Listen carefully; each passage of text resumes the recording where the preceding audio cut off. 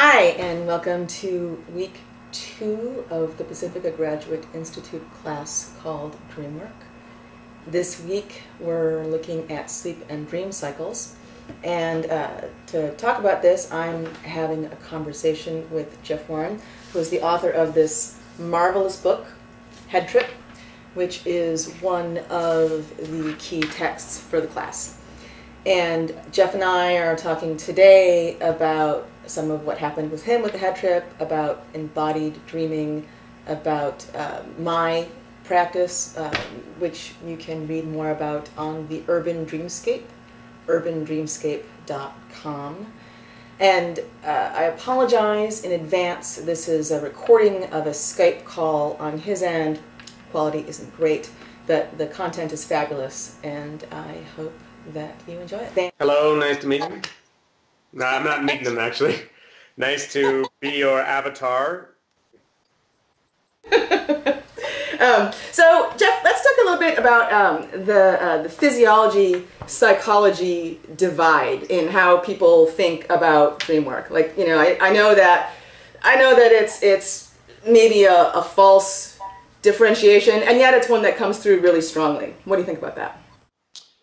Well, I mean, yeah, that's sort of the biggest thing going when you get into dream research is, you know, you talk to the neurophysiologists and they're interested in what's happening in the brain and as a way to get perspective on what's happening in the mind, but they tend to be really kind of focused on the brain. And then you look at other schools of thought and they're more on the dream interpretation side. They're interested in taking the contents, the psychological content seriously, and they're not so interested in the brain. And the problem is the two measures don't necessarily meet up. Like if you try to describe the richness of personal experience using only what's known about the brain, you're going to come up with a real cartoon of human experience. It's like trying to describe why, it's like trying to figure out why Seinfeld is a funny show by describing the pixelation on the screen, you know, or how the cathode tubes work, you know. So there's, I mean, the thing about psychology is it's an emergent level of complexity so it has its own sort of rules. So there's been a tradition at least in the past 50 years, when the neurophysiologists, as soon as they discovered REM and looked at what parts of the brain are active, to try to describe everything according to the brain stuff. And it's a total reduction. I mean, that's obvious. On the other hand, understanding that there are genuine physiological constraints in the experience is enormously helpful, and that's something that is often missing in any kind of dream interpretation perspective. So, for example, the fact when you enter a dream, one of the dominant things happening, one of the kind of like primary, one of the most basically important things happening is that sensory input is removed. For the most part, the sight and sounds and smells of the external world are blocked out. Now, in that blocking, that physiological blocking creates a whole set of new constraints that kind of echo into the dream world and the dream narrative. So if you wonder why in dreams, when you say look at a tree in a dream and then keep looking at it, it gets more unstable and more grotesque and morphs a bit, it's because you're buzzing dream in a memory array. And unlike in the real world where you look at a tree, you can look away, look back, it's still there. There's always a real world to kind of like to create a set kind of permanence. In the realm of the dream, there's no constraints like that. So the thing just gets weird and unstable. Or you look away and it's morphed into a jukebox. So it's super important to recognize that there are still, within the phenomenology of the dream, you can begin to tease out certain laws of the dream world that may have a physiological basis at their origin. So I talk about these in my lucid dreaming chapter, and it's super interesting because you almost never hear about this, but you know, the fact that the law of extrema, and then you look at it gets more extreme and unstable, which is I just talked about, or the law of delayed cause and effect, you know, because you do something in a dream, it's not like the real world where it sort of instantly happens. It's sort of like it's being triggered off by a sort of cascade of psychological responses, so there's often a delay. Or the law of self-fulfilling expectations. What you expect to happen in a dream often does happen because your kind of expectations run like an underground creek beneath everything. This is also true, by the way, in waking. It's just that in waking, you don't notice it because the sensory input is filling everything up. And that's why the dreams are so super important for understanding consciousness. Basically, you have consciousness undiluted, in a kind of pure culture. Without sensory input and all this stuff to kind of fill everything to the brim, all you've got is this psychological machinery just sort of spinning out. You can get in there and do some investigating. And that's why lucid dreaming is cool, is you get in there and just like, you get your tools and you hammer on the walls and You have conversations with dream characters, and you can begin to tease out some of the laws, like a little Sherlock Holmes. When you were saying that, I was actually thinking about the way that both therapy and psychology, that kind of approach, psychology to the dream, and also the physiological.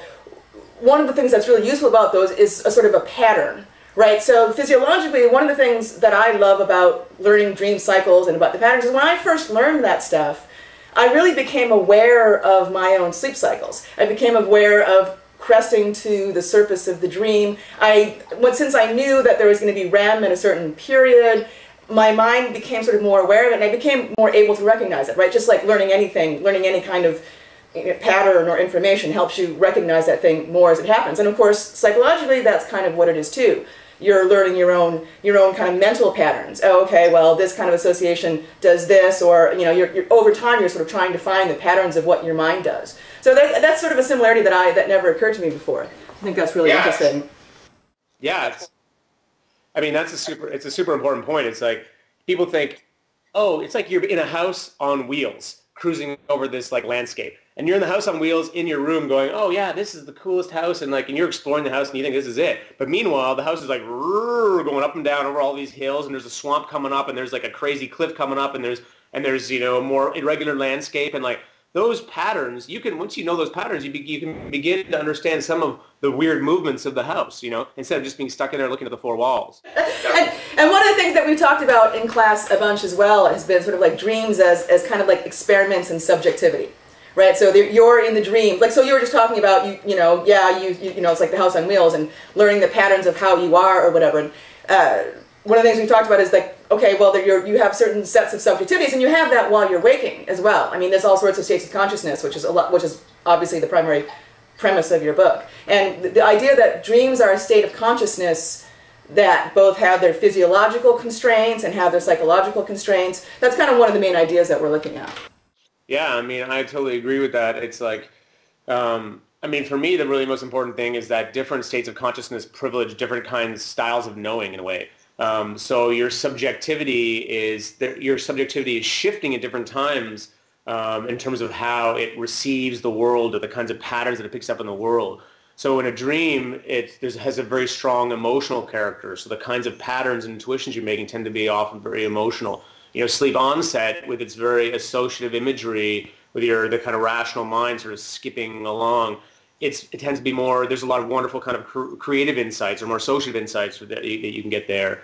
Within lucid dreaming or within rational waking, or like regular waking, there's a certain kind of set of, rational, structured insights or ways of knowing the world. And then, of course, in deep meditative states, you can get into kinds of spiritual insights and like more holistic kinds of knowing. I mean, they all change the kind of quality of that subjectivity a little bit as well. So this idea that you're just a solitary eye from a single perspective is just like, forget about it. You're just like, you're more like a freak, like a school of fish with eyeballs looking in every direction, and like each of them picking up different bits of information from the environment, like one's picking up infrared and the other is picking up, it's like, I know it's like a heat sensor and the other is, whatever, auditory. I mean, it's just like, we have whale brains, Yeah, Robert Bosnick came and gave a demonstration to the class when we were doing the intensive, and one of the things he said that I thought was really cool is he was saying that anywhere you look, there's like a different dream when you're dreaming. It's a very psychedelic vision, actually. It's like anywhere you look, there's like 100 dreams that might happen over there, or 100 dreams that might happen over there, and sort of like it's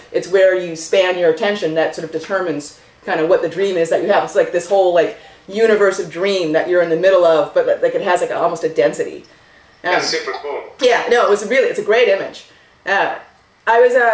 When we're talking about perception, I was thinking about this the Aristotle piece on dreams, and this is a very interesting piece. I know you know about it, Jeff, but basically Aristotle, a hell of a long time ago, wrote this treatise on dreams, and the idea of this treatise was he was wondering why it is that we have perceptions in dreams even though our eyes are closed and we can't hear anything. So why is it that we see a ball bounce or hear a bell ring even though there's no balls or bells? And what Aristotle posited, and it's a very interesting idea, is that we actually build a reproduction of the world in our internal space, and it's mostly this reproduction, our internal reproduction of the world that we deal with. So imagination comes from there. The intellect deals with that space. It's kind of like the way that if you think about what's in the other room, you're going to mentally walk through it, but you're going to privilege certain things, and so your internal representation of the world is not actually going to necessarily be the same one that you would see if you were looking at it with your perceptions, right? It's like the New Yorker's map of the world where it shows like New York really big and California and like the whole middle of the country isn't there. You know, it's kind of like that kind of thing. But he says that's where dreams come, the perceptions and dreams come from, is that actually in the dream world, you're interacting with your internal world.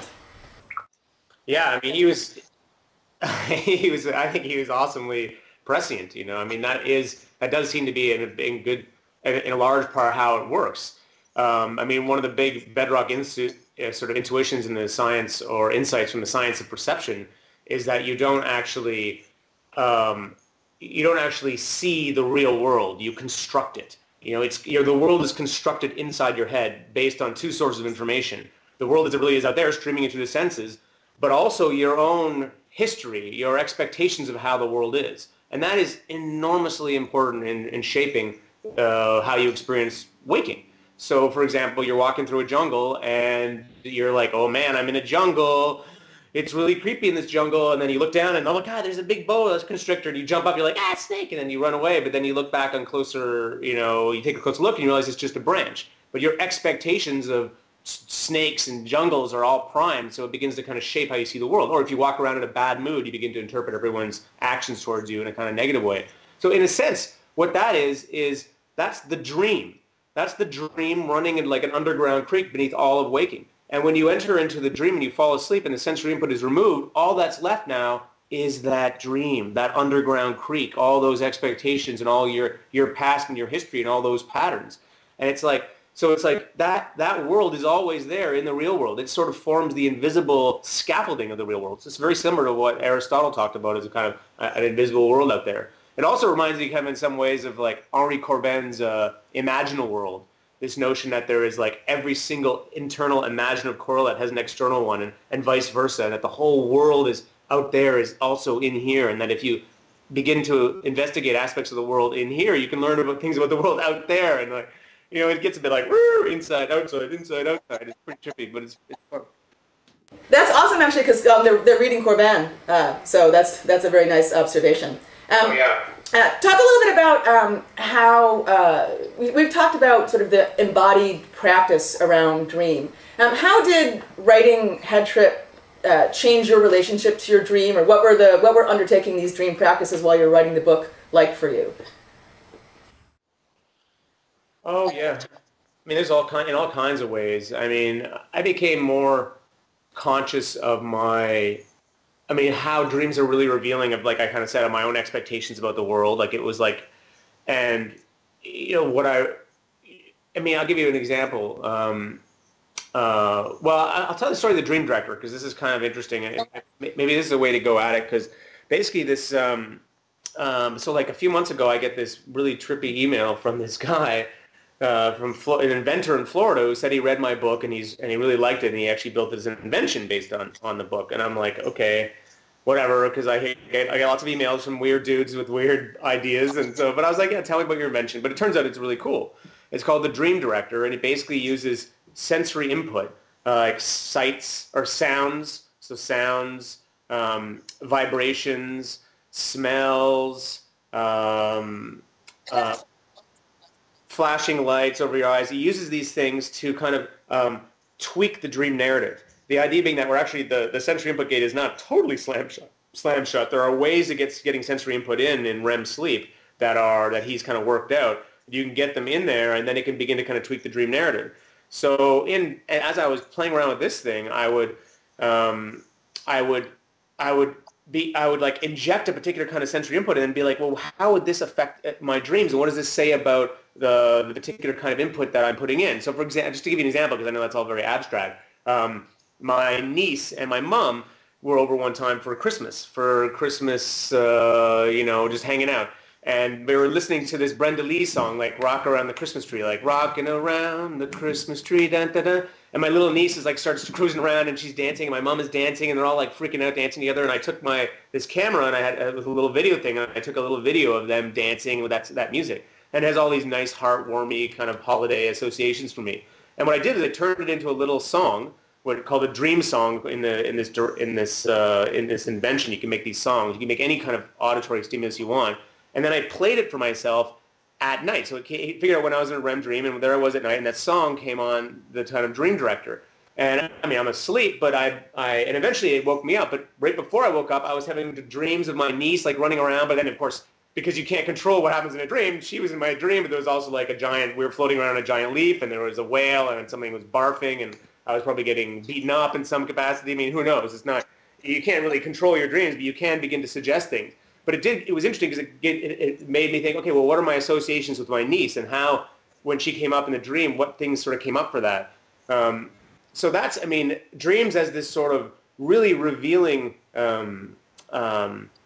text of your own life and all. It's like, it was really brought home to me, and that's one of the things that Dream Director did. And I would also just sit in, when I did this other thing where I went up and I spent like a month in a cabin and tried to get my sleep patterns to go back to like they were in a state of nature.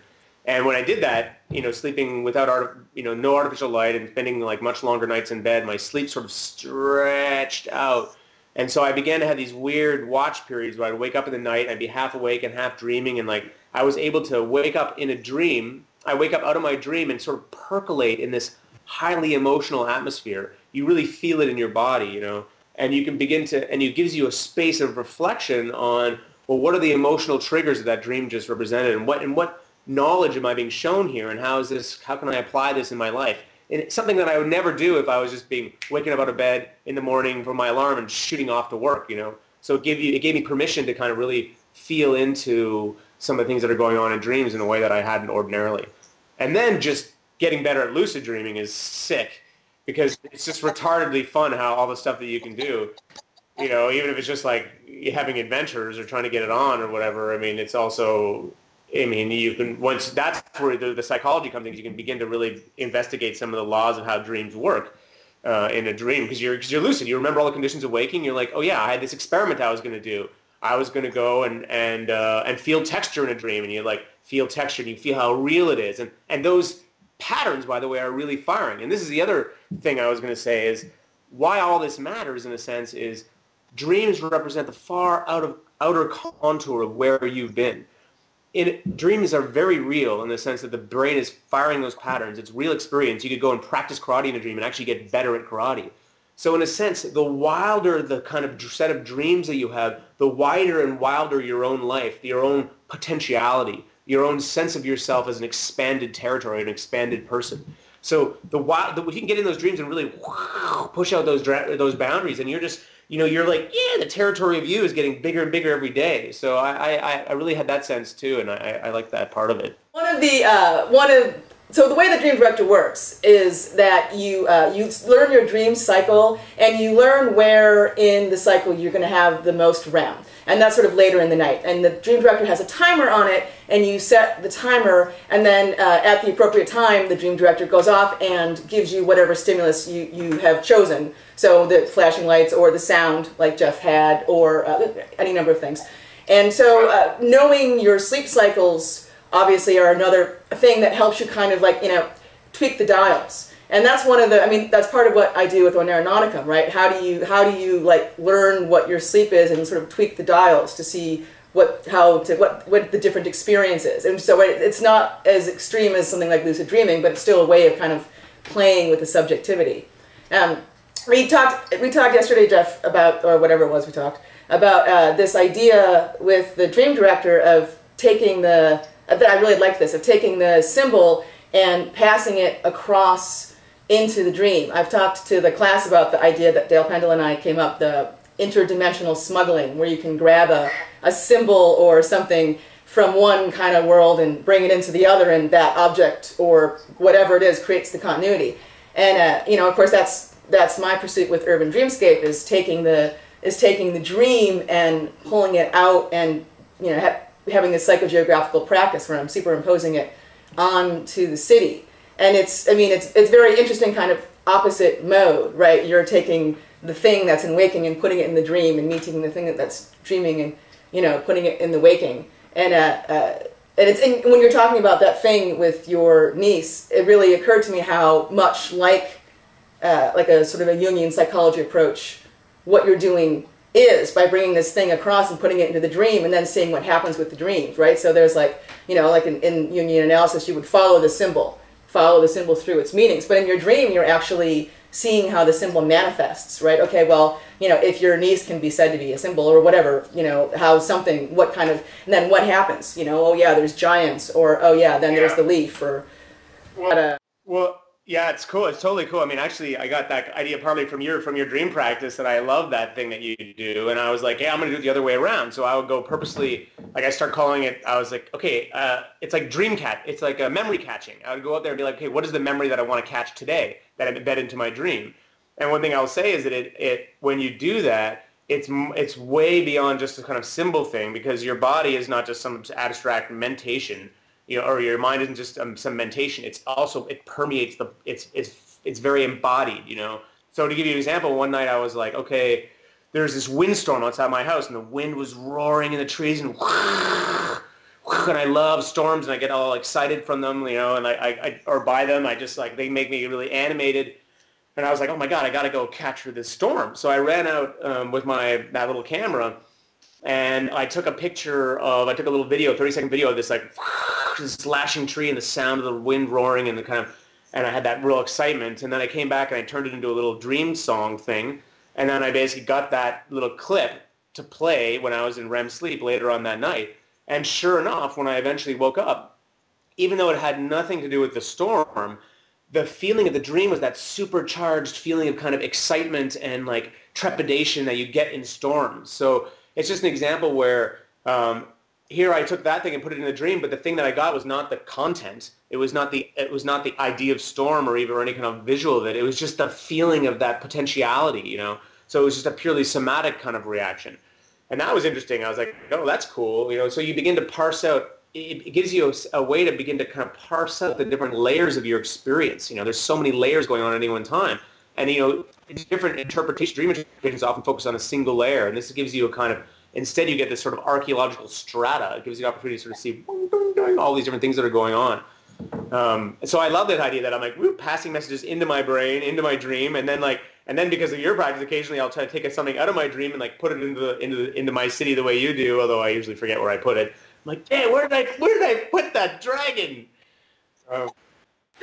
Well, yeah, but actually then the fun thing is this happened to me a few days ago. I was wandering down the street and I looked up and I was like, oh, look, there's a dream up there. It had been like 7 years since I put that, and I had totally forgot about the dream. And I looked up and just this whole like magician on the highway and this whole crazy kind of thing. I'm like, oh yeah, check it out. So it's kind of great. I love that practice. I was going to say something else too. I was going to say, oh yeah, here's just something that's super trippy and cool. This idea.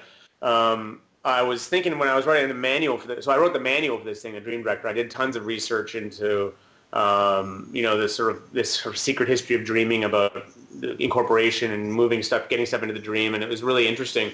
But one of the things I started thinking about was literally passing messages from the external world into the dream. Right now, if you're sleeping and someone holds up an image to your eye, you're not going to see it. And the reason you're not going to see it is because normally your eye has these little micro movements that depend on picking up all the details that then feed information through the brain. So if you have flash lights over your eyes and you're in a dream, you can get those flashing precepts, but you can't get any of the details. But now they've got some technology that kind of hacks the eye's micro movements. So you can imagine a set of goggles which traces the eye's micro movements and then flashes an image or a moving image into your brain. And potentially, it would probably get refracted through all the sort of atmospheric layers of psychology. But potentially, you could be down in the dream. You could become lucid by moving your eyes, which you can tell your class with that whole history. You could toggle the signal, the researchers, okay, begin the show, I'm lucid. And then way up there, like outside, like a freaking bat signal, they like hit the switch and they send like the bat signal broadcast down into the dream. And there you are in Elysian fields of golden wheat or wherever the dream is. And all of a sudden, there's this image that flashes into the dream. But it's actually a television screen. So you can sit and watch TV in the dream or check your email. I don't know.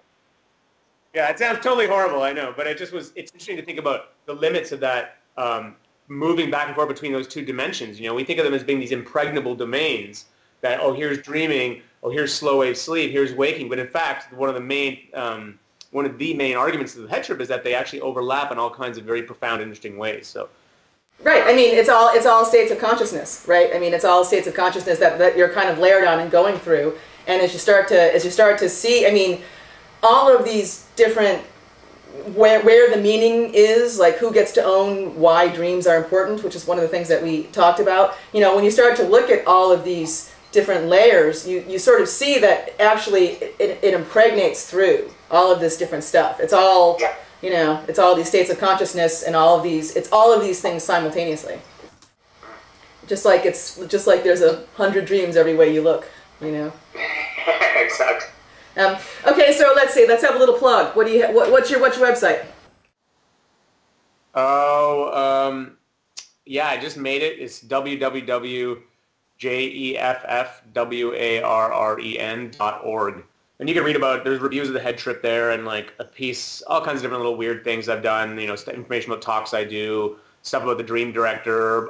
There's actually some cool radio stuff that I did. I used to do, I still do produce stuff occasionally for CBC Radio, this show called Ideas, and I did a whole thing recently on ocean mind, about the mind of whales, and I'm really into that. That's what my next book's about, animal consciousness. So yeah, people want to cruise around there, there's information.